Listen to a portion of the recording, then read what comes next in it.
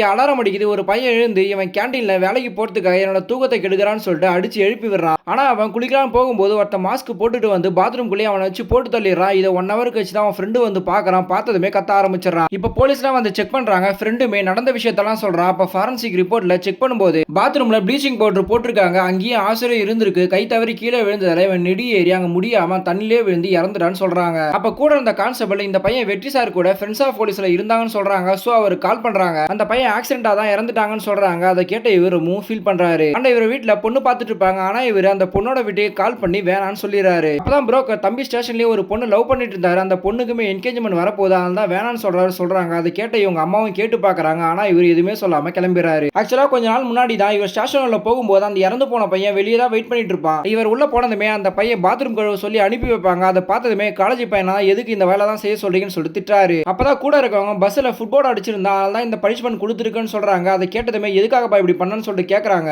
கேண்டீன்ல வேலை செஞ்சுக்கிட்டு evening college படிச்சிட்டு இருக்க, சிவில் சர்வீஸ்க்காக படிச்சிட்டு இருக்கேன்னு சொல்றாங்க. அதை கேட்டதுமே இவரு அதுல இருந்து ஒரு கொஸ்டின் கேட்கறேன், நீ கரெக்டா ஆன்சர் பண்றேன்னு பார்க்கலாம்னு சொல்லிட்டு இருக்காங்க. அப்ப கூட இருந்தவர் இதுக்கு மட்டும் கரெக்டா ஆன்சர் பண்ணிட்டானா நானே காலேஜ்ல கூட்டிட்டு போய் விடுறேன்னு சொல்றாரு. பார்த்தா இந்த பையன் கரெக்டா பதில் சொல்லிடுறா. அதை பார்த்த வெற்றியுமே இனிமேல் நீ கேண்டீன்ல தான் வேலை செய்ய தேவையில்ல, நீ ஃப்ரெண்ட்ஸா போலீஸா இங்கேயே சேர்ந்துரு, மாசம் உனக்கு 5000 சேலரி தரேன்னு சொல்லிட்டு அனுப்பி விடுறாரு. பையன் இப்ப இறந்து போயிடுறான். அதை நினைச்சு ரொம்ப ஃபீல் பண்றாங்க. அப்பன்னு பார்த்தா அவங்க அம்மா அப்பா ஸ்டேஷனுக்கு வந்து இவர்கிட்ட சொல்லி ரொம்ப அழுகுறாங்க. தென் வெற்றி பாம்ப் ஸ்குவாட்ல சேர்றதுக்காக அப்ளை பண்ணிருப்பா. அதுக்கான ஆர்டரும் வந்திருக்கும். அதை கேட்ட இந்த பொண்ணு ரொம்ப கடுப்பா வரா. ஆனா ஒரு ஆபீசருக்கு தெரிஞ்சவங்க வீட்ல செயினை திருடிட்டு போயிருப்பாங்க. சோ இவங்க 2 பேரும் போய் பார்க்க சொல்றாங்க. போகும்போது இந்த பொண்ணுக்கு பார்த்த மாப்பிள ஒரு செயின் வாங்கி கொடுத்துருப்பாரு. அதை வச்சு வெறுப்பேத்திரியே வரா. அதை கேட்ட வெற்றியுமே கடுப்பா வரா. இப்ப அந்த வீட்டுக்கும் போய் செக் பண்றாங்க. அப்ப செக் பண்ணும்போது தான் அவங்களோட கழுத்தை பார்த்தா ஒரு கீரல் கூட இல்ல. சோ அவங்கள தண்ணி கொண்டு வர வச்சுட்டு இந்த பொண்ணை வச்சு அந்த செயின் எடுத்து காமிக்கிறாங்க. அப்ப இந்த பொண்ணோட கழுத்துல ஒரு கீரல் இருக்கு. 1.5 சவரன் நகை அறுக்கும் போது இவ்வளவு கீரல் இருந்தா 5 சவரன் நகை இருக்கும்போது எவ்வளவு கீரல் இருக்கும். சோ அவங்க வைஃப் யாருக்கிட்டையும் கொடுத்துட்டு உங்ககிட்ட பொய் சொல்றாங்கன்னு சொல்றாங்க. சோ அவருமே இந்த கேஸை வாபஸ் வாங்கிடுறாரு. அண்ட் வெளியே போகும்போது ஒரு ஐஸ் வண்டி போயிட்டு இருக்கு. அதை பார்த்த பசங்கலாம் கேட்கறாங்க. ஆனா இவன் விக்கிறதுலன்னு சொல்லிட்டு அங்கிருந்து போயிடறான். பட் வண்டியில இருந்து ஏதோ ஒன்று சொல்லிட்டு அதை நாய் நக்குது. இவனும் போய் பார்க்கறான். பார்த்தா பிளட்டா இருக்கு. அந்த ஐஸ் வண்டிக்காரன் இதை பார்த்துட்டு அங்கிருந்து ஓட ஆரம்பிச்சாரா. இவங்களும் துரத்த ஆரம்பிக்கிறாங்க. அப்போ ஒரு சைடுல ஐஸ் வண்டி தள்ளிட்டு ஓடும்போது ரோட்ல வந்து கீழே கொதிக்கிறான். பார்த்தா கொதிக்கிற தார்லயே விழுந்து இறந்து போறான். இவங்களும் அந்த வண்டியை வந்து செக் பண்ணி பார்க்கறாங்க. பார்த்தா வெட்டப்பட்ட கைகள் 2 இருக்கு.